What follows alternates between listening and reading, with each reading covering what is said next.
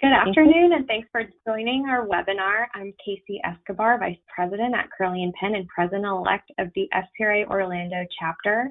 On behalf of FPRA Orlando, I want to first welcome our colleagues from the Legal Marketing Association. It's so great to see our associations come together despite the challenges that we've all been facing over the last few weeks. Speaking of challenges, we know many professionals in public relations and legal marketing have been adversely affected due to COVID-19. And we've been working hard over the last several weeks to create resources for our members, including an emergency assistance fund for those who are out of work right now. So if you'd like to donate to that fund, any donations collected today will be split between FPRA and LMA. You may visit fpraorlando.org/donate to donate or apply for assistance. We greatly appreciate your support. Now I'll turn over the floor to Erin Charles to offer a few thoughts from the LMA perspective. Thanks, Casey. I'm thrilled that our groups could join forces this month, especially during a time where interaction is needed most, as we all know. This is such a relevant topic in the legal realm, so we look forward to learning new and effective ways to approach conflicts and increase self-awareness to groom our skills as legal marketers. Thanks, Erin. As we all look toward the future together, there's no doubt that how we communicate will impact our abilities to emerge even stronger from this crisis. Although in our professions, communicating across difference and difficulty can be an everyday occasion. That's why I'm so pleased to welcome Dr. Jennifer Sandoval, an associate professor at the Nicholson School of Communication and Media at UCF. She has a Ph.D. in communication and culture from the University of New Mexico and a master's degree in dispute resolution from Pepperdine School of Law. She's interested in the communication of marginalized identity in various contexts, and her research focuses on the communicative elements involved at the intersection of identity, the body, and health. Dr. Sandoval works with a wide range of organizations, enhancing their capacity to communicate across difference and difficulty. Additionally, her scholarship examines policy language, the rhetoric of choice, and assistive reproduction technology, as well as looks at sexual and reproductive health access for the LGBT community. Today, she's going to help us better understand ourselves while also providing us with actionable insights that can help us navigate the discomfort of conflict and difficult conversations. With that, I'll turn it over to Dr. Sandoval to get us started. Thanks so much, Casey and Erin. It's great to be with you today. Thanks to everyone who's attending and taking a moment out of your very busy schedules, and I'm sure a number of video conferences and webinars over time to talk about this important topic right now. Essentially, what I want to do today is talk a little bit about framing concepts and ground us in the work of inclusion and equity, and discuss the importance of language and communication to navigating difficult spaces, as well as how to think about our own identities and how that impacts our participation so that we can manage our own mistakes, and also as leaders in organizations who work in a number of different contexts around these important topics, figure out how to model that and lead through our organizational status. And then at the end, we'll definitely have time for questions. So I hope that you'll keep note of those as I go through what'll feel like a lot of information, I think, in a very short amount of time. I'm sorry that we couldn't be together today and do a little bit more of an interactive workshop around it, but I hope you find some of the concepts relevant to all of the spaces that you're navigating right now. So first, I want to talk a little bit about how this relates to the larger concepts of diversity, equity, and inclusion to ground us into a framing that helps us understand what difference and the presence of difference does to the prevalence of conflict. It's important to remember that conflict isn't inherently negative, even though a lot of us might have really negative feelings around the idea of engaging in conflict. It can be really healthy for relationships, for organizations, as long as we know how to manage it effectively. However, it's really important to keep in mind our own communication practices and how we're managing the presence of difference, because that's something that leads to a lot of misunderstandings that ultimately lend to a landscape that can be prone to conflict. So first of all, I just want to remind us that the concept of diversity is really speaking to how we measure characteristics of difference that are present in our organizations, in our work groups, in the landscapes that we are engaged in our communities. So it really is about compositional difference, right? Not even so much about the intersectional differences that we might have in our own identities, but really looking at the groups that we're engaged in. Where equity is really looking to address structures and systems to ensure that we're making space for very similar, if not equal, opportunities and resources for everyone that's engaged in our organization. And then finally, inclusion is really ensuring that experiences with organizations are not impacting anybody negatively because of the individual characteristics associated with their own presence in the organization and that compositional difference, right? So there's some questions that oftentimes we think about asking about what each of these frameworks adds to the way that we look at our organizational communication. Dr. Defenia Lazarus-Stewart has provided us with a really long list and some incredible questions, and I like to just think about a few of them. So diversity asks, who's in the room, right?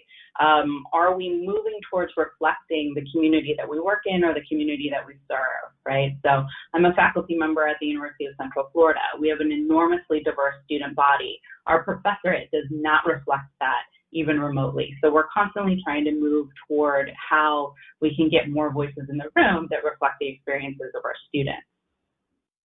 Equity is asking who's trying to get in that room but can't, and what can we do to address those barriers.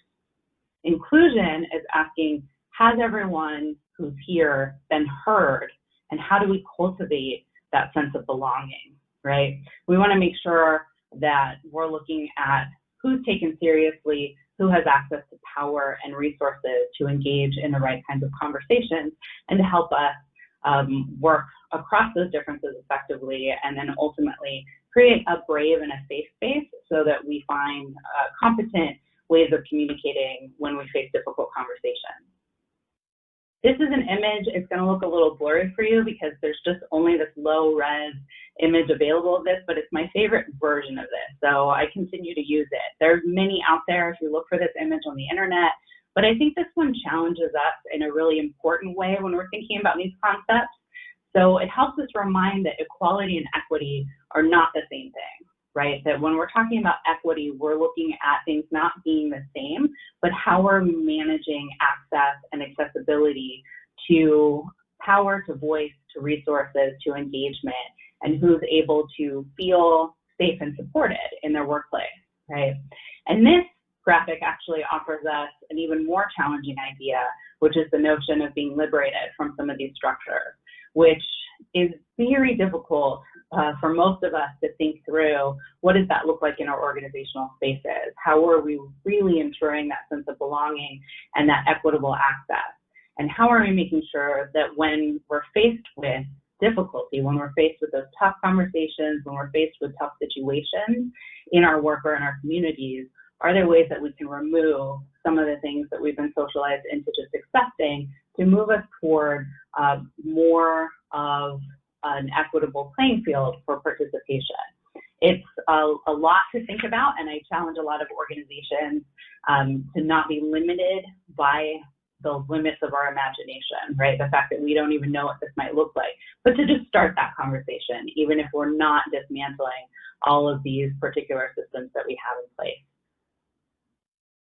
So for me, and in my field of communication, we talk a lot about the impact of language and the impact of how we communicate in terms of how that impacts those framing concepts that I just talked about, and how that impacts the way that we engage with others, right? So again, all of that room for misunderstanding, all of that room for people already not feeling a sense of belonging in their space of work can lead to more dysfunctional approaches to conflict. Language is tricky, and I know all of you who are participating in this are working in the realm of words, right? And you understand the complexity of this system of symbols, right? And also sometimes there's structures and practices that we have in place that we have to engage in terms of style or form, certainly really unique context that each of you are working in. So we'll talk a little bit about how to think from an equity-minded framework when we're looking at the impacts of this. Because while we can't eliminate difficulty, we can't eliminate conflict, we can certainly mitigate negative impacts of really dysfunctional or unsustainable types of conflict. So I want us to think a little bit about some of those challenges that we face, the challenges that I hear from practitioners and from organizations all the time when we talk about equity-minded practice and inclusive language. One of the things that comes up really frequently is this notion of the pace of the change of language, right? So this has really evolved over time. Language has always changed.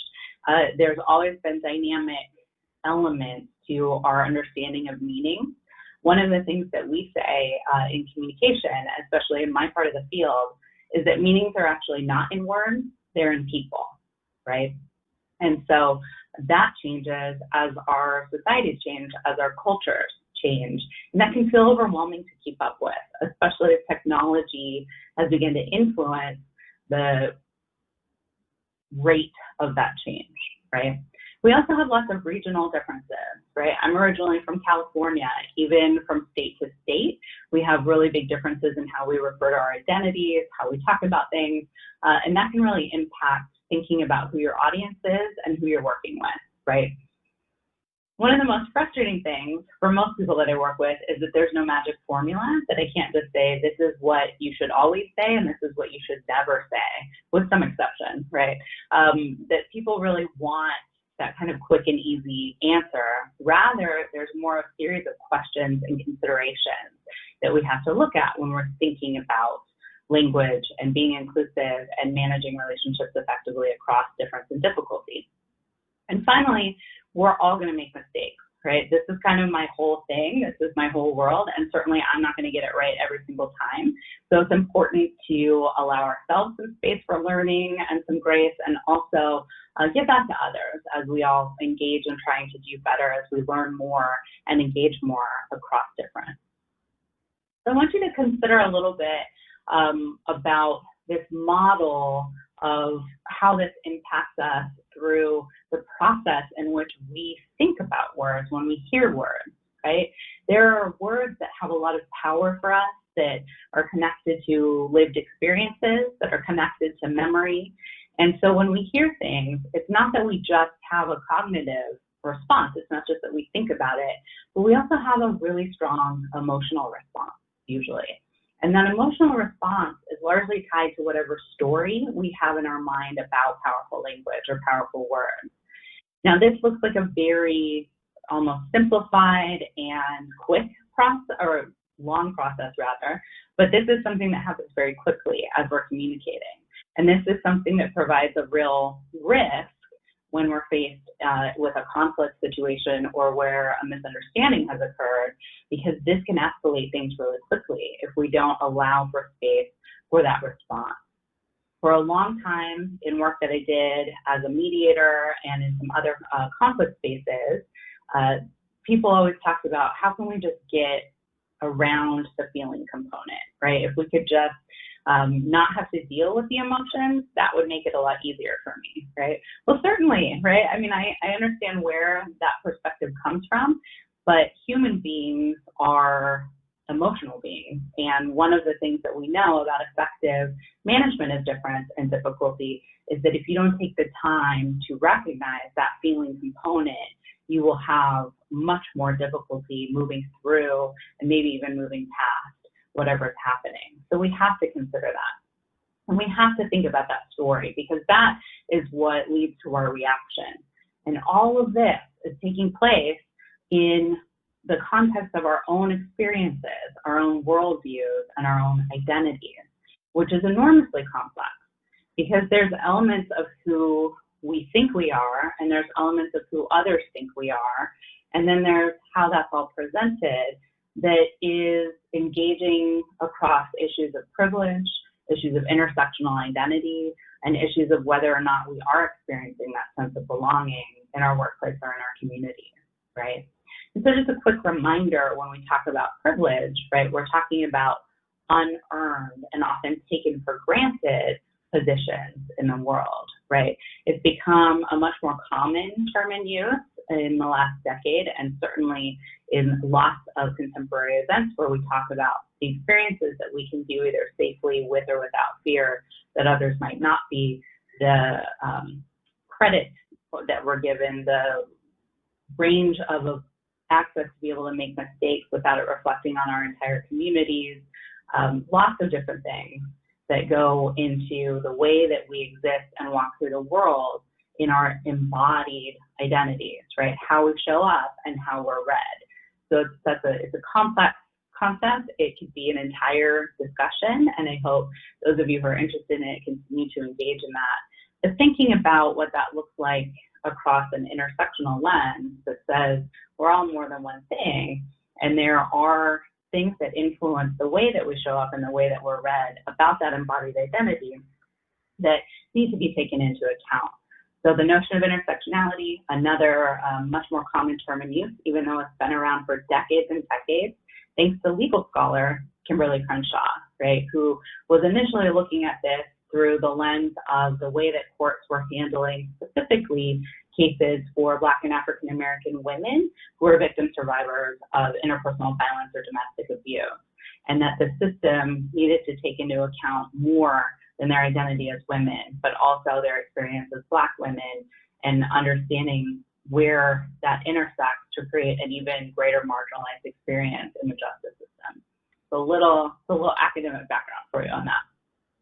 But the words that we use for our experiences are largely influenced by those kinds of conceptualizations, right? And the words that hold power for us, either positive or negative, have a lot to do with that. So I think I talk to a lot of people about intergenerational differences in terms of how we understand language. One great example that comes up quite a bit is the use of the term queer. So for the LGBTQ community, there's some really intergenerational differences in terms of experiences around that word, where some of our younger members of the community are reclaiming it and feel like it's a better umbrella term for the broad nature of difference across gender identity, across sexual and romantic attraction and orientation. Some older generations in the community remember it being leveled against them in a derogatory way as a slur, and even listed in some legislation that made their identities and lives illegal in some spaces in the world. And so it's complex, right? And that goes back to that notion of meanings really being in people, not necessarily in words. So to engage in some really careful and compassionate dialogue sometimes around those changes. I often like to provide a little bit of a vocabulary refresh here, especially for people who are working in these contexts where language and words are so important. Again, because it changes so quickly and because we have those geographical and community differences, there's no magic formula, but there are some things to keep in mind. I often make the recommendation for organizations who are dealing in a lot of public-facing communication and writing press releases and writing speeches for individuals to think about possibly incorporating an equity style guide in your organization. So many of you probably already use the Associated Press style guide. If you're in the legal world and you're using different kinds of citations or Blue Book, there are lots of things that you're familiar with. And this is more of a specialized document that you create for your own space that helps people remember how can we be as inclusive as possible when we're trying to communicate effectively across difference, and how can we mitigate the possibility of misunderstanding, right? A couple of quick reminders about this. In general, to avoid ableist language, to really try to avoid gendered language unless it's particularly salient, and then proceed with caution and make sure that you have people at the table that can represent diverse perspectives about ideas and identities of race and ethnicity. So gendered language is a good one to focus on a little bit as some reminder, because it continues to come up in a lot of workspaces, right? So we talk a lot about the masculine generic, right? And one that I know is enormously difficult for most people to move past and I get some pushback, and that's fair. I hear you. These are all choices that you can make in your own work around being inclusive in your communication. But if you try to take you guys out of your language, it's just one small thing to work on. That can be really effective. This also has a real intergenerational difference, where a lot of students, say in higher education, are now really calling out their faculty and people that they work with for using that kind of language, because it is a masculine generic, right? That everybody says, well, it just means everyone, Jen. Like, why are people so sensitive? It really includes everybody. I don't feel offended by it. All right. One of the best tests about whether something truly includes everybody is to flip it, right?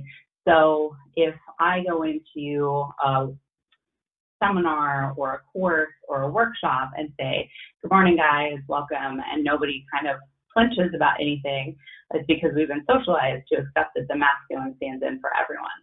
But if I go in and say, good morning, gals, good morning, ladies, if there are people who don't have that gender identity, they will legitimately think I'm either leaving them out of the conversation on purpose, or I'm not there to talk to them, right?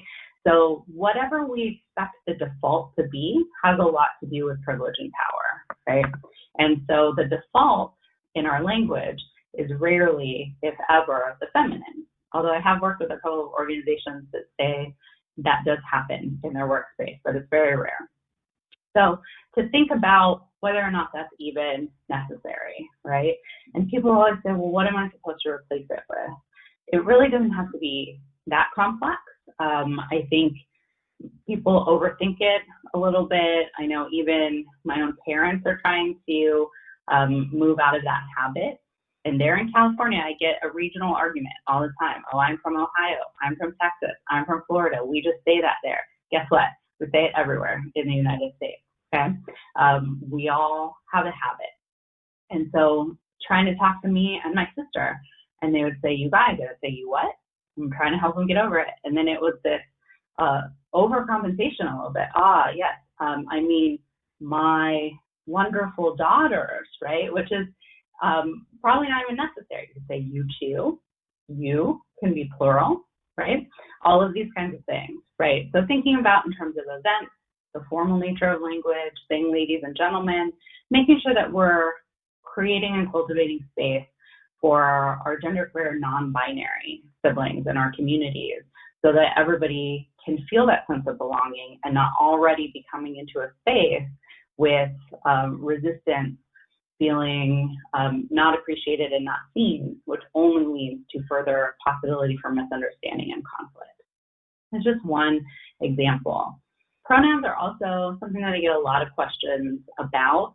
I think that they're really important, and it's really important, especially for those of us who might have some cisgender privilege, right, which might be a little bit of a new term for some of you, but really just means that if I was assigned female at birth on my birth certificate, and I am a woman and operate in a pretty easy space where people don't misgender me, and I don't have a lot of questions about that, that's cisgender, right? And so the idea of putting it on as many pieces of my communication as possible so that it becomes more normed, right? You think about the word partner. A couple decades ago, it was really difficult to get people to try to move into that space. And so anybody who did use it, there was often an assumption that that meant that they were in a queer relationship or a gay or lesbian relationship. But as we started making it more of a term in use, then it's actually inclusive. And then it actually doesn't spotlight anybody's particular identity. So those are things to introduce yourself with, put in your email signature, on your business card, to try to norm it as much as possible. People do really appreciate that. Finally, thinking a little bit about race and ethnicity, I will tell you that this is often one of the more complex conversations that we have. So I just wanted to introduce you to a couple of terms that are more on the cutting edge that you might not be as familiar with. The first is Black, Indigenous, and People of Color, or BIPOC. And so this is a term that you're only going to see in the United States. If any of you do global or international work, it's not necessarily applicable across spaces, but it is meant to specifically recognize the unique, violent, and impressive history that Black and Indigenous people have experienced in the United States, right? That lumping all people of color into one large monolith doesn't really recognize a lot of the specific historical experiences and the legacies of that marginalization and oppression that have led to really systemic disparities. So that's one that you're going to start to see more that you might want to consider to use in your own material. And then, of course, I get a lot of questions about the term Latinx, Hispanic, or Latino, Latina. Now, I will tell you that even in our own communities, we don't agree on this, and there are definitely generational differences about this. But if you're confused about where Latinx came from, it is meant to be a more gender inclusive terminology so that we can avoid using a masculine generic in terms of this larger terminology. The legacy of terms like Hispanic and Latino in the United States is enormously complex, with a lot of things going back to how we were trying to count and measure our communities and populations here in the United States, especially in education and in government, right? So again, way more than I can get into in this particular moment, but just some things to think about. There are some regional differences, and some people have just started to use all of them in the way that you might see on the slide here as a way to nod to whatever people may think is important for their community. Although Latino and Latina are very different from Hispanic as well, because Hispanic references usually countries and identities that have a history of Spanish being the language, which of course was the language of the colonizer, so it gets a little tricky there too. So in a place like Florida, for instance, it's not as inclusive. I'm from California, where many of us might identify as Chicano, Chicana, Chicanx. We have a much larger Mexican-American population, right, where it's going to look really different regionally.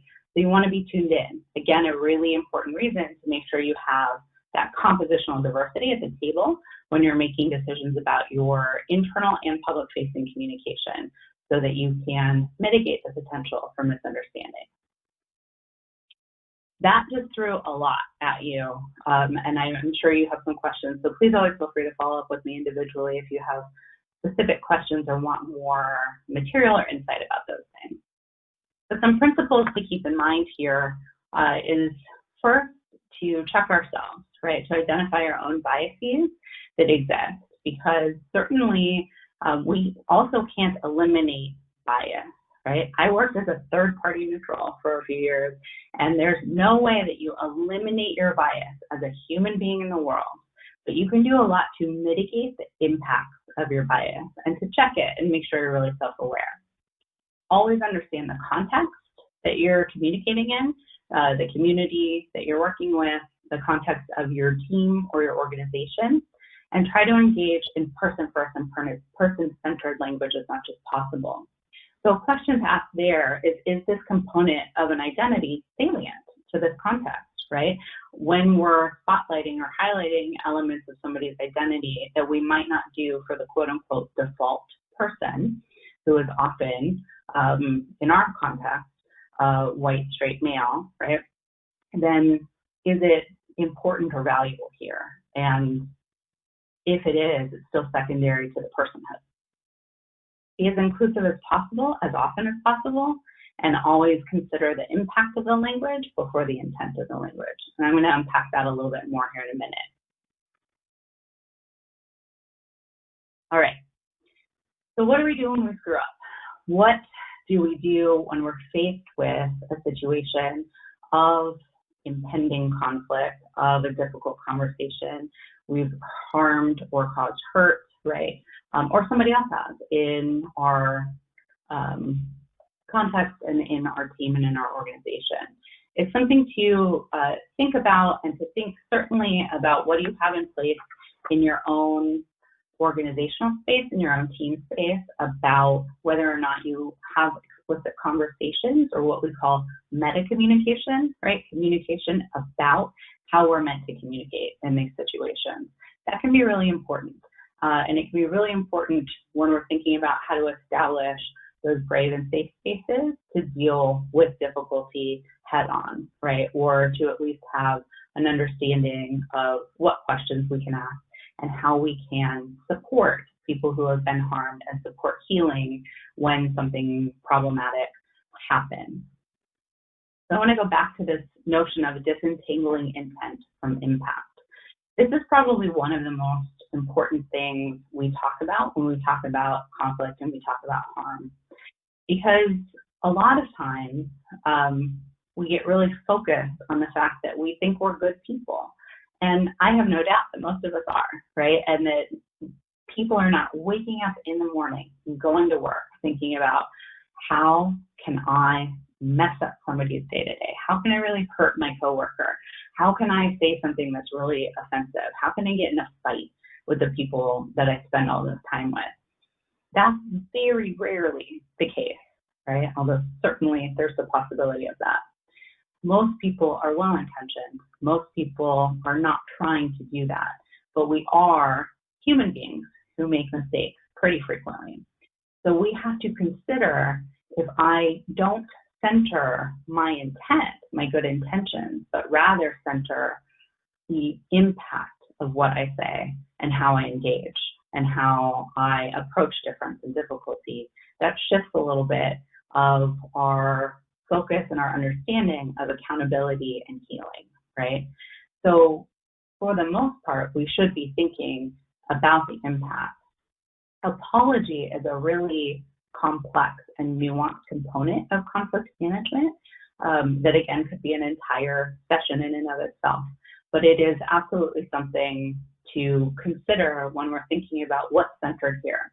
My defending my own identity of being a good person in the world, or the harm that may have occurred based on my own behavior and communication. So we have a couple of things that we talk about, both from a social justice perspective, but also from an organizational perspective. Because the reality is that even if there's only conflict between a small group of people or two people in an office or in an organization, that reverberates throughout the organization. What we do has impact on others in a space. And we have to think about what is the best way to move forward so that people continue to feel cared about and continue to feel like we have a clear path forward from problems, right? Because again, conflict is inevitable. It's not inherently negative. So one option here is to think about calling in, right?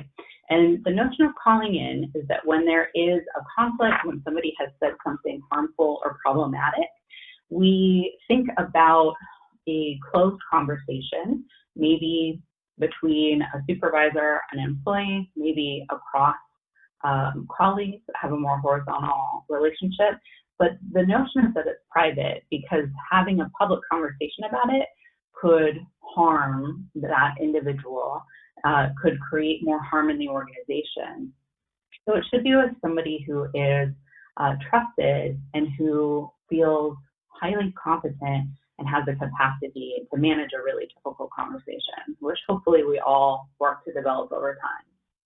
One of the challenges of focusing on calling in is that it can be counterproductive if a conflict happened in a public way. And again, because I just said our behavior and our relationships across small groups also really impacts others that we work with, right? And if there isn't a moment where people see it being handled, where the additional harm that has happened at other levels and layers isn't recognized publicly, it could create a sense of fear about engaging or asking questions. People may become more closed in their communication. There can be some real negative effects to that.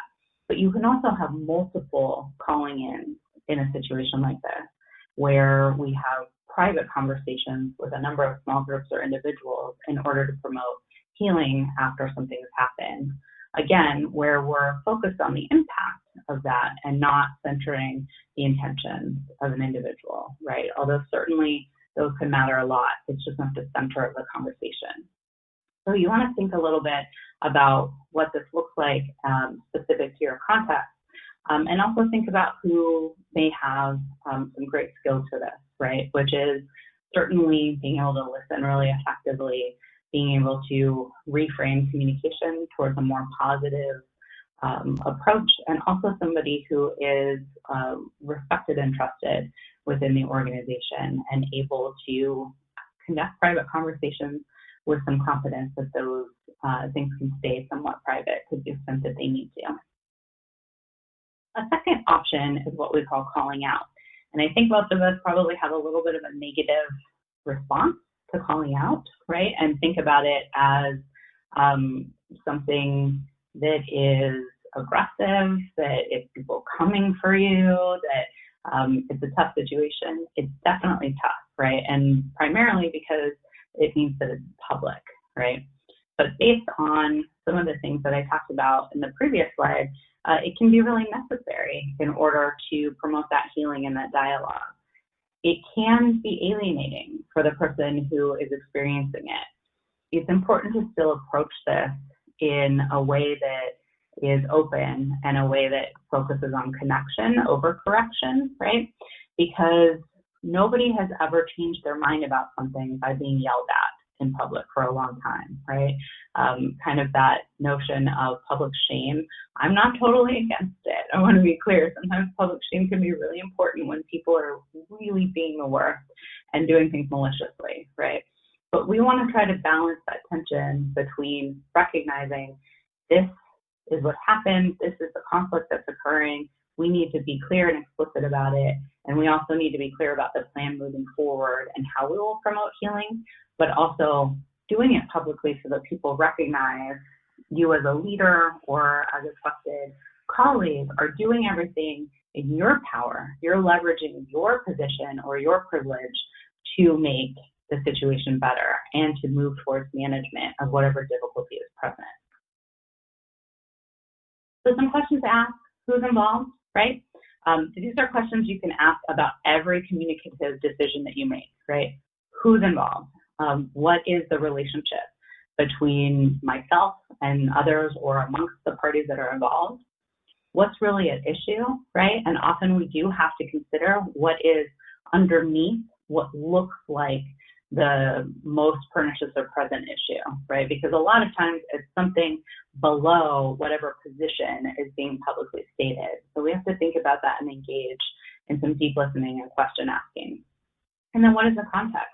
What is the context in which you're working, and also what is the context for the particular event? It can help you make more informed choices, because while there's no magic formula, you can choose from a number of approaches based on answering these questions effectively. But what if you're the person being called, right? Some things to really think about is an acronym that we use is called CLAIM, okay? And really it starts with centering yourself, because most of us, again, as human beings in the world, feel a little defensive if our actions are being questioned, our intent is being questioned, our face is being threatened, right? We're managing all of this. So we might literally need to take a breath, right? And to remember that if it's truly in the spirit of a call, right, in the spirit of we need to have open, honest, and transparent communication about harm, it's not an attack. This is about behavior, and it is about stopping further harm, right? So once you're able to do that, we have to open ourselves to listening deeply, right? Not interrupting, not thinking about our arguments for ourselves, centering our own feelings, but we need to learn what was harmful and learn about the impact of that behavior or communication. Then we have to acknowledge and apologize, right? I mean, really the best apology is changed behavior. I really like to remind people a lot of apologies can be pretty empty, right? I'm sure we've all experienced that. But instead of explaining why you did something, and again, centering your own thought process and how you got to that, acknowledge what happened and then say you're sorry, right? You're sorry that the harm happened, the harm that you caused, right? Again, intentions aside, right? Then you might be able to spend some time on inquiry, right? The reason this is in parentheses is because we want to recognize the positions of privilege or power that might exist in this particular situation. And a lot of times, if some of us with more privilege that we don't understand how that could have been harmful, right? That would have never hurt our feelings, et cetera, because of the way that we walk through the world and are read through the world and don't understand the stereotype threat or other microaggressions or problematic communication and behavior. We want to make sure that you're not making more work for people who have been harmed, right? And a lot of times in the areas of work that I do, we don't want to ask Black and brown and queer people to explain to non-Black, non-brown, non-queer people why racism is wrong, how homophobia hurts people, right?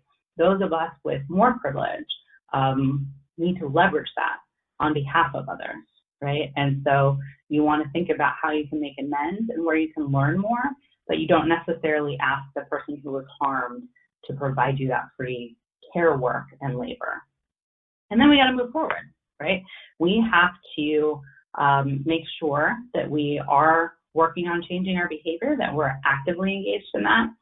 We don't want to walk around like a martyr, right? That, oh, we got called out and now we're going to change the entire kind of person that we are and call a lot of attention to it. We want to change our behavior.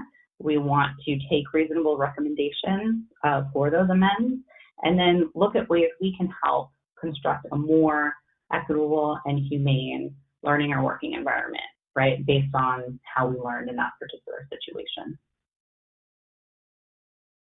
All right, so some final thoughts in terms of how to make inclusion real and how to avoid some of the pitfalls around some of these things. Again, I know I've given you a lot of information and maybe a lot of things to think about, so I hope you have some questions in a few minutes.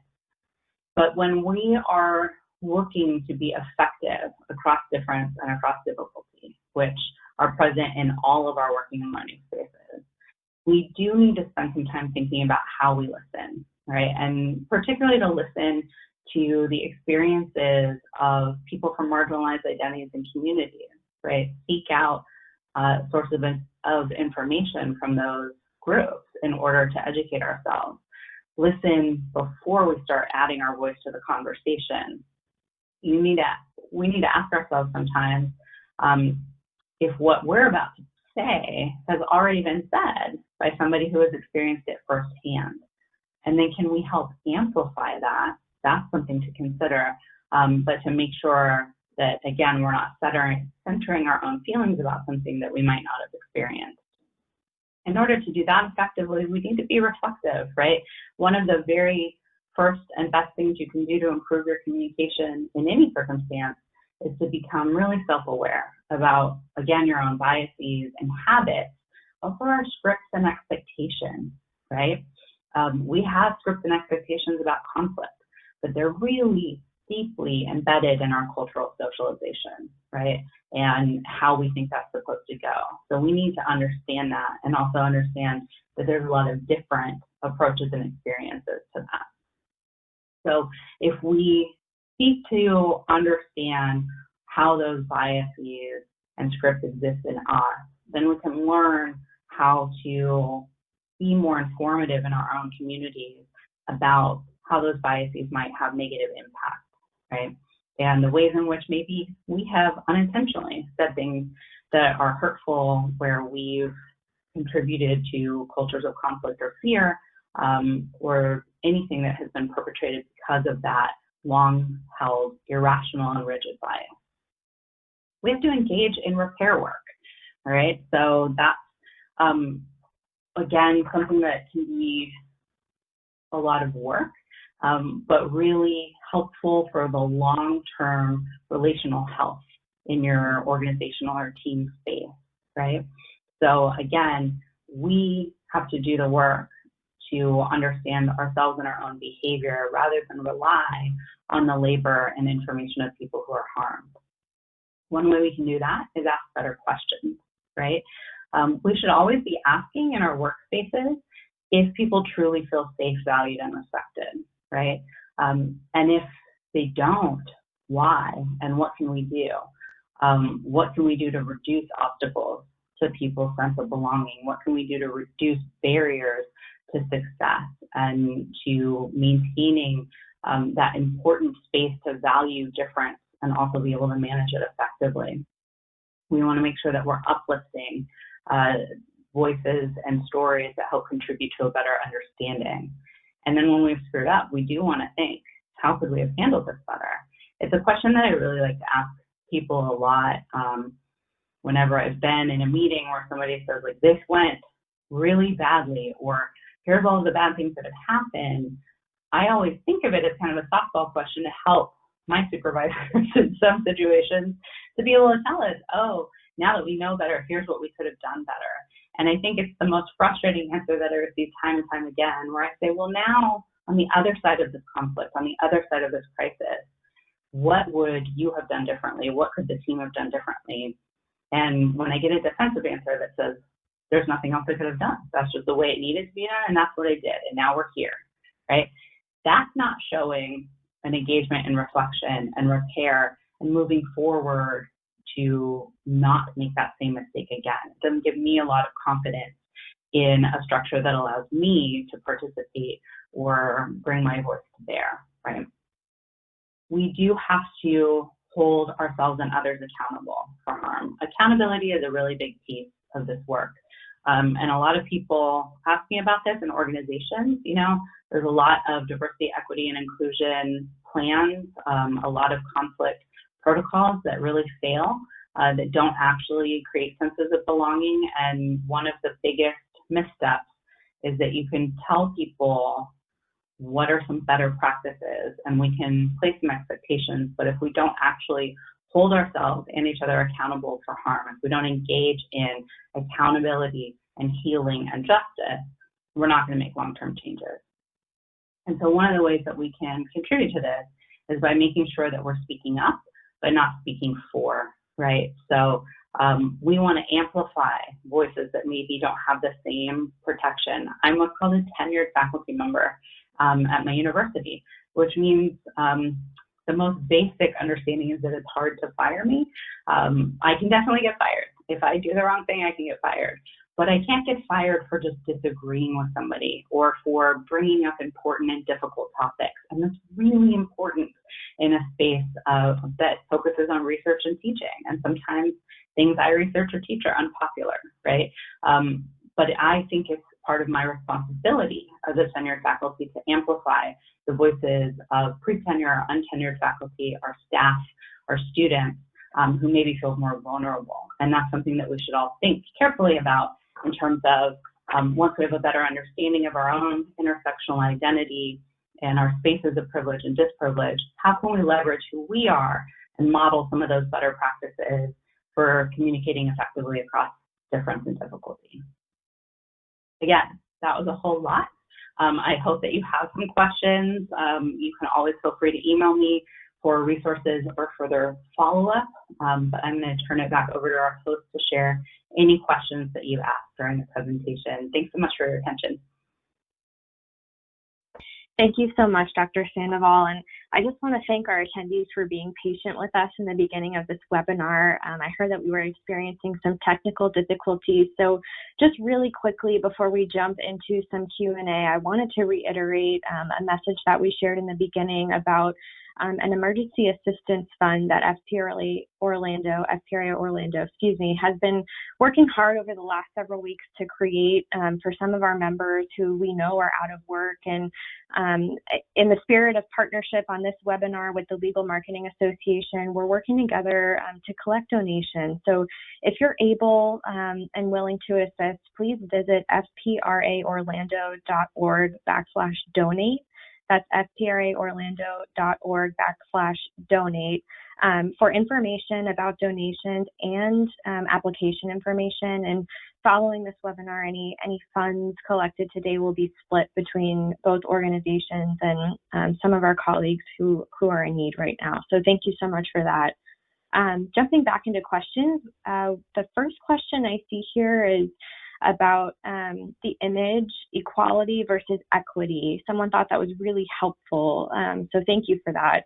How would someone respectfully raise the issue of inequity in their workplace, for example, with a supervisor? Yeah, that's a great question. And again, there are lots of versions of that particular image. So if you found that helpful, there's just such a range of them if you Google that image and find other ones that might speak more to your context. But a lot of them do look similar to that. So I think that it is valuable, especially for those of us who feel comfortable having difficult conversations with our supervisors, to simply talk about, especially if we might not be the ones who are experiencing the negative outcomes of inequity. It can be enormously powerful for us to leverage that position to say, you know, I've had some conversations with colleagues, or I've been looking at these things, or sometimes people I work with say that it's helpful to just be able to go in and say, hey, I took this webinar, or I went to this workshop and saw this image, and we started talking about equity, and I was thinking about our own context and maybe some spaces in which we can consider increasing it. And while that space with the supervisor can be difficult, one of the best things we can always do, right, is not only highlight a problem, but also offer to help with solutions or offer solutions themselves, right? So to say, I've been thinking deeply about this, I've been looking at our practices or policies, I have some ideas, or I know some people who would be great at helping us think through these ideas. So it's not just like, oh my God, everything is so horrible here, which I think sometimes is really fair to say, so let me just say that. But thinking about what are the ways and what is a small thing we can do? I always talk about low to high investment, right? So the first thing that you're going to do is not overhaul your entire policies and procedures, right? So you want to think about incremental change, and that often makes people a little bit more comfortable with it, even though my wish is always to just burn it down, right? So I just want to understand if you're feeling that way, that's totally fair. But the way to manage that is offer solutions and look for incremental, early low investment that lead to longer term change and bigger investment later.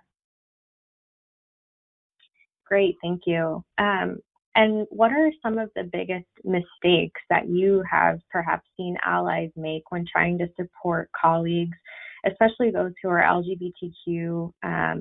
How can we improve in speaking up for them, maybe? I know you mentioned something about speaking up, not speaking for. It might be helpful to provide some more examples of that. Yeah, absolutely. I think a lot of really well-intentioned approaches to things that sometimes don't go very well. I often like to use the example of I was asked if I would talk to some people about Hispanic Heritage Month, because they thought, oh, it would be so great if we highlight some people who do this work and who also have Hispanic identity. And I'm obviously the toughest audience, and everybody should be better prepared when they talk to me about some of these things. But the interview started with, okay, great. And I just said I would talk to them. I didn't say be a part of the project. And it started with, where are you from? And I said, oh, California. And they said, well, where are your parents from? And I said, California.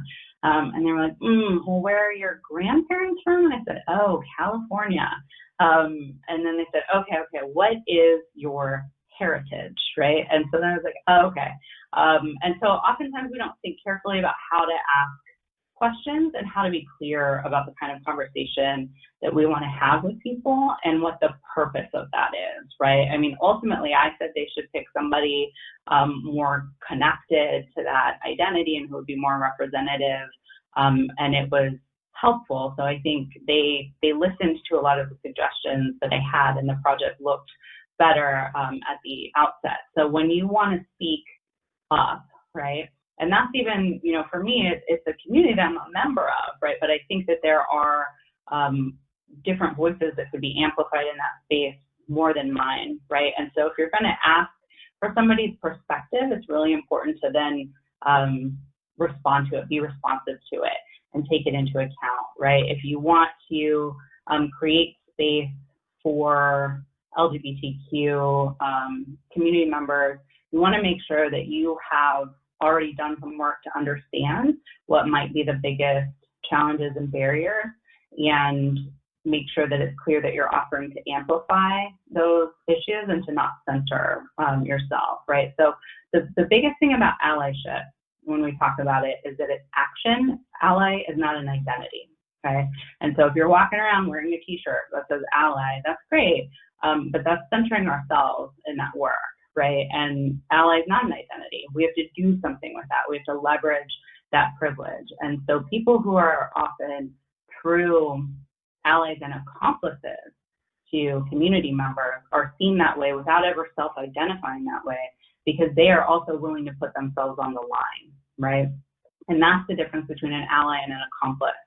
Is an ally says, oh, I care about you, I care about the community, I care about these causes, but then when it comes to speaking publicly about something, to supporting somebody who's taking a risk or being vulnerable, they're often quiet, and then they come to your office later and say, I really do support this.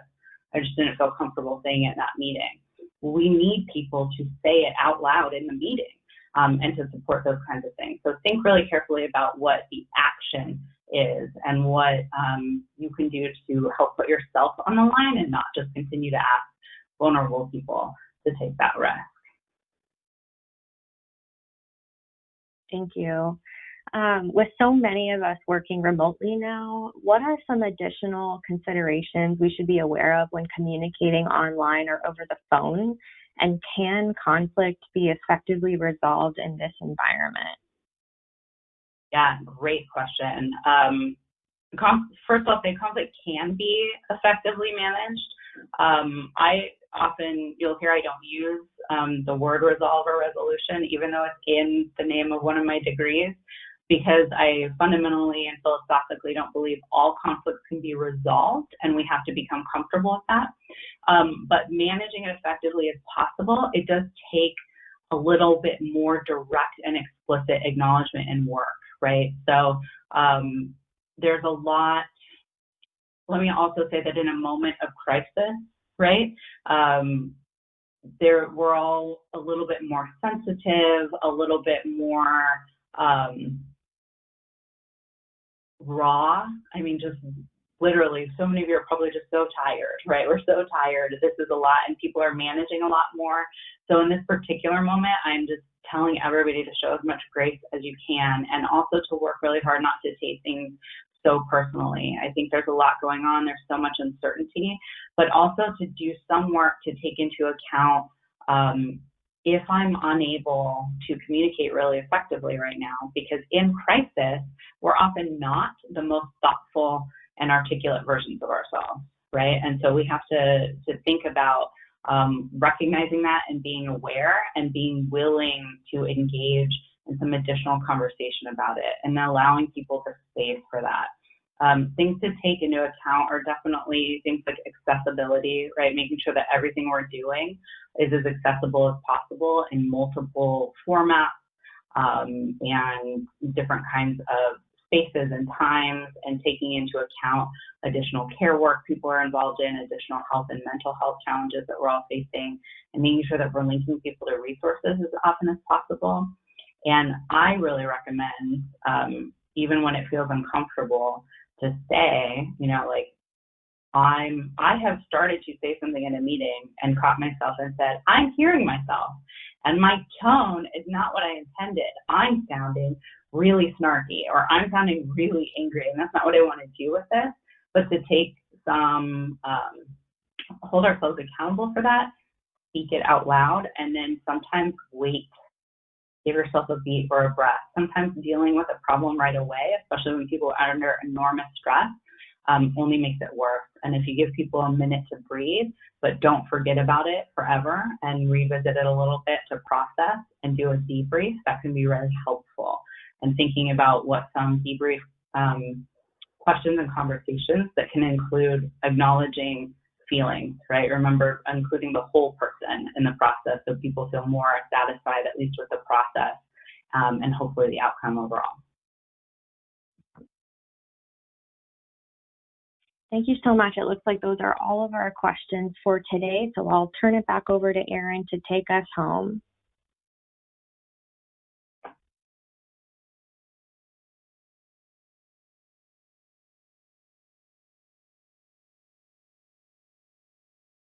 Sorry about that, guys. Thank you so much, Casey. I hope we can all imagine at least a boisterous round of applause for Dr. Sandoval. Thank you so much for your time this afternoon. We look forward to implementing the insights you've shared in our organizations and beyond. We'd also like to thank FPR and LMA for all of those of you who joined. In the coming days, we will share more information about both of our organizations' plans for June, so stay tuned for those announcements. And if you missed anything, the program was recorded and will be posted on the FPRA website. We can circulate a link to those of you who are non-members as well. We do truly appreciate your feedback, so a post-survey will be available for the audience to complete. Again, thank you, everyone. We cannot wait to be back together in person when the time comes. And until then, be well.